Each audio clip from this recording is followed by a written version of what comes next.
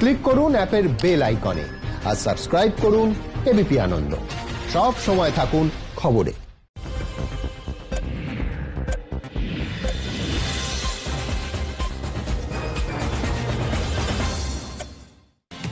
নমস্কার, এবিপি আনন্দে আপনাদের স্বাগত। আমি শিলাদিত্য। ফের হাসপাতাল কর্তার শরীরে করোনা সংক্রমণ আক্রান্ত জলপাইগুড়ি জেলা হাসপাতালের সহকারী সুপার। অফিস আপাতত বন্ধ রেখে জীবাণুমুক্ত করার নির্দেশ। জানবো আমাদের প্রতিনিধি রাজা চট্টোপাধ্যায়ের সঙ্গে টেলিফোনে কথা বলে। রাজা, কি জানতে পারছো? দেখো শিলাদিত্য, স্বাস্থ্য দপ্তর সূত্রে যেটা খবর, এই অ্যাসিস্ট্যান্ট সুপার তিনি কিন্তু কর্মরত ছিলেন জলপাইগুড়ি যে কোভিড হাসপাতাল, সেখানেই তিনি কিন্তু ডিউটি করছিলেন। তার মধ্যেই থেকে কিন্তু 2-3 বার কলকাতায় গিয়েছিলেন নিজের বাড়িতে। তারপর তিনি 20 তারিখের আগে তিনি তার সোয়াব টেস্টের জন্য উত্তরবঙ্গ মেডিকেল কলেজে তার রিপোর্ট পাঠানো হয়েছিল এবং সেই রিপোর্টের আসতে দেরি হওয়ার কারণে সে কিন্তু আরেকটি রিপোর্ট পরীক্ষা করা হয়, তার সোয়াব টেস্ট করা হয় 21 তারিখে, সেখানে নেগেটিভ এসেছিল। কিন্তু গত 21 তারিখের যে সোয়াব টেস্টের রিপোর্ট সেটা কিন্তু গতকাল রাত্রে এসে পৌঁছেছে স্বাস্থ্য দপ্তরের কাছে।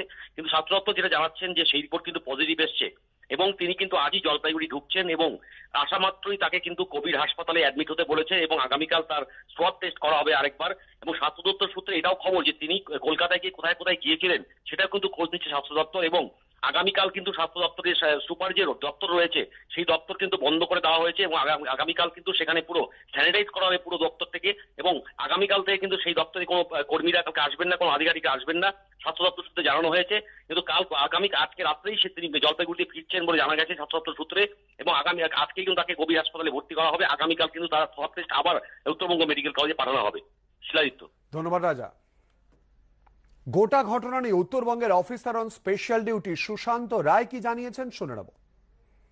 সুপারিনটেন্ডেন্টে আমি দেখলাম একটা রিপোর্ট 21 তারিখে একটা পজিটিভ আছে, আবার 23 তারিখে নেগেটিভ রিপোর্ট আছে। ও দুদিনের জন্য বাড়িতে গেছে। উনি যখন গেছেন তখন 23 তারিখের রিপোর্টটা ওনার হাতে ছিল, নেগেটিভ পেয়েছে, ওই জন্য গিয়েছিল। 21 তারিখের রিপোর্ট তখন আসেনি। 21 তারিখের রিপোর্টটা মানে কালকেই মনে হয় এসেছিল।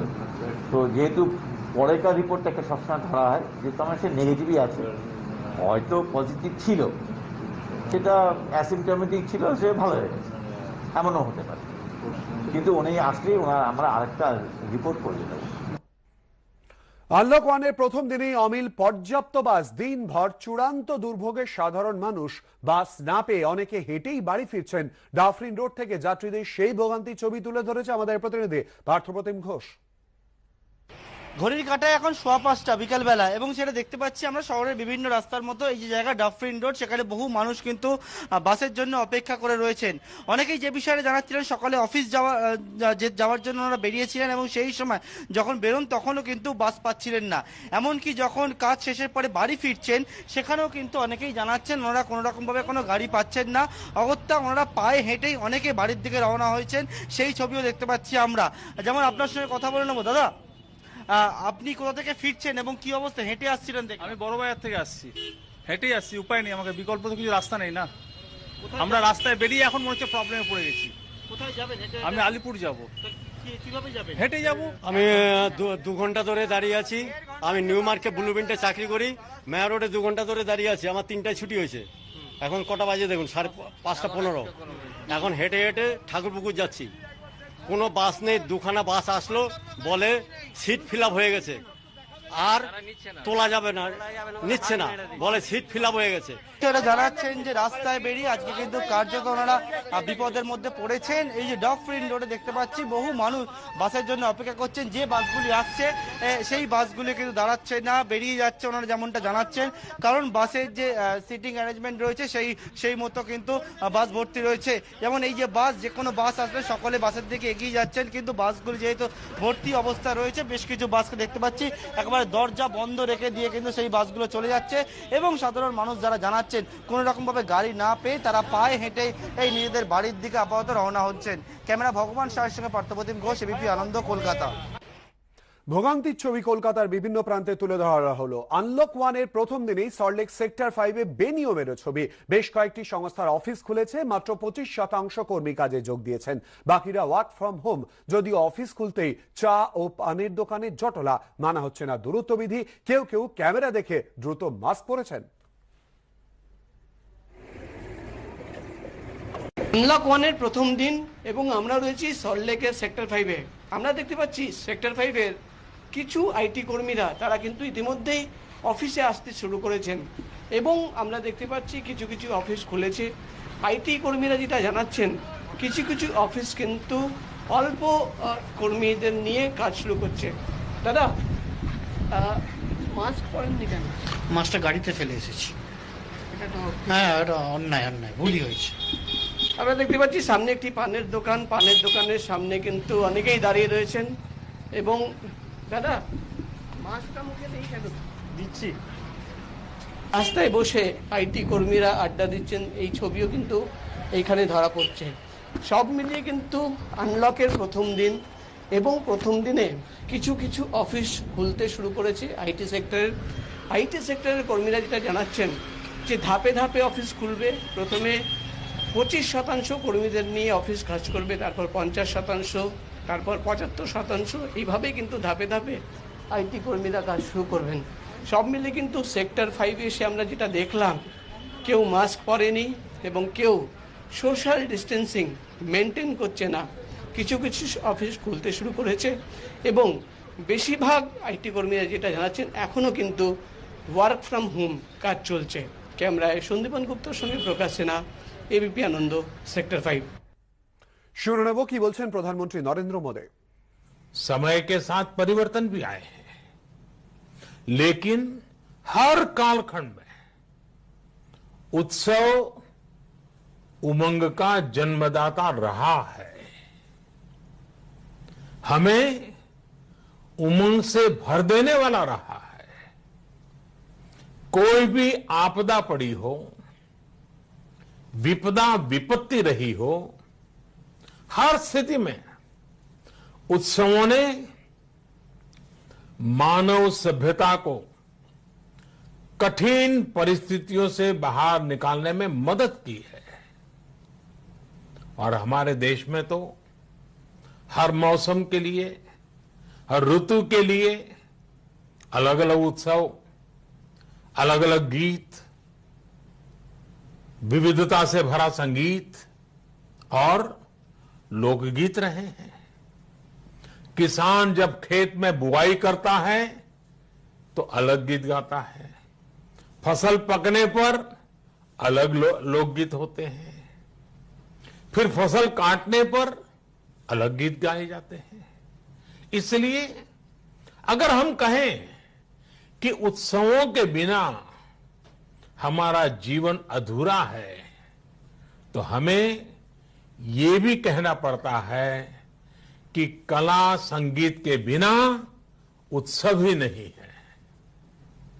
साथियों, मुझे बताया गया है कि आपने इस बार इस कार्यक्रम में nature walk, heritage walk, literature और होलिस्टिक फूड जैसे अनेक विषयों को भी जोड़ा है।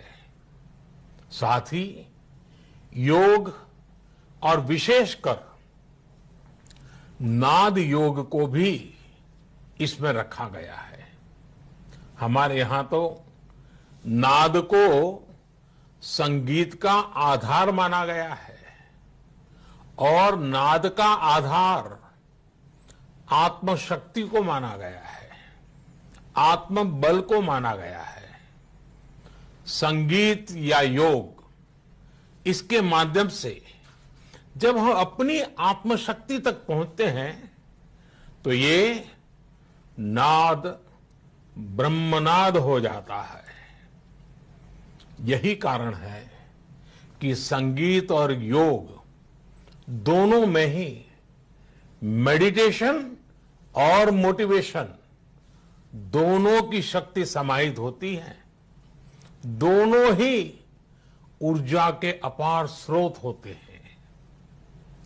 हमारे शास्त्रों में तो कहा गया है, न नादेन बिना गीतम, न नादेन बिना स्वर, न नादेन बिना ज्ञानम, न नादेन बिना शिव। अर्थात नाद के बिना गीत, संगीत और स्वर सिद्ध नहीं होते और नाद योग के बिना ज्ञान और शिवत्व की प्राप्ति नहीं होती।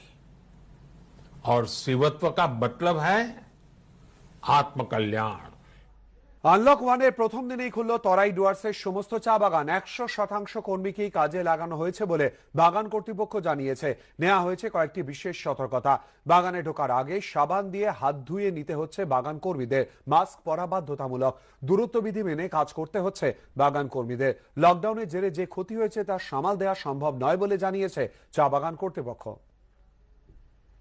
পঞ্চম দফার লকডাউন শুরু হয়েছে, ঠিক সেই সময় ডুয়ার্সের সমস্ত চা বাগানেই 100% শ্রমিক নিয়ে তারা কিন্তু কাজ শুরু করলো আজ থেকে। আমরা দেখতে পাচ্ছি সেই ছবি।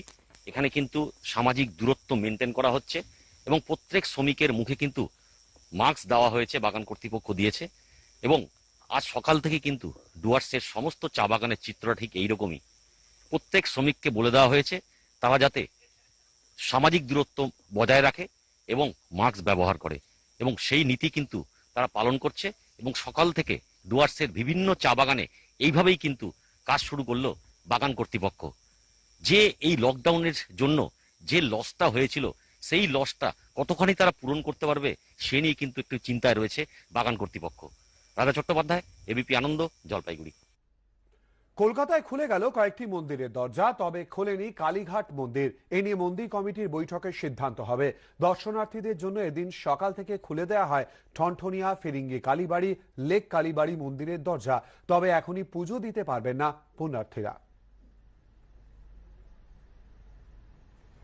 1 তারিখ থেকে ধর্মস্থানগুলো খুলবার একটা নির্দেশিকা ছিল, কিন্তু এখনো পর্যন্ত যা সিদ্ধান্ত তাতে দেখা যাচ্ছে যে কলকাতার অন্যতম প্রধান এই ধর্মস্থান কালীঘাট মন্দির তা কিন্তু খুলবার কোনো সিদ্ধান্ত হয়নি। আজকেও সকালবেলা মন্দির বন্ধ রয়েছে। মন্দির সূত্রে যেটা জানা যাচ্ছে যে টেম্পল কমিটি তারা বৈঠক করে সিদ্ধান্ত নেবেন যে কবে থেকে মন্দির খোলা হবে। শুধুমাত্র কালীঘাট মন্দির নয়, কলকাতার অন্যান্য বেশ কিছু মন্দিরের ক্ষেত্রেই একই সিদ্ধান্তের কথা জানা যাচ্ছে। বেশ কিছু জায়গায় দর্শন শুরু হলেও এখনো পর্যন্ত ভক্তরা ভেতরে গিয়ে পুজো দেবার মতন পরিস্থিতি তৈরি হয়নি, এবং সে কারণেই মন্দির কিন্তু শুধুমাত্র দর্শনের জন্য খোলা হচ্ছে, পুজোর জন্য খোলা হচ্ছে না। তবে কালীঘাট মন্দিরের দরজা এখনো পর্যন্ত বন্ধই থাকছে। যতদিন না টেম্পল কমিটি বৈঠক করে সিদ্ধান্ত নিচ্ছেন মন্দির খোলা, ততদিন মন্দির বন্ধ থাকবে বলে জানা যাচ্ছে মন্দির কর্তৃপক্ষ সূত্রে। সঞ্চয়ন মিত্র, এবিপি আনন্দ, কলকাতা।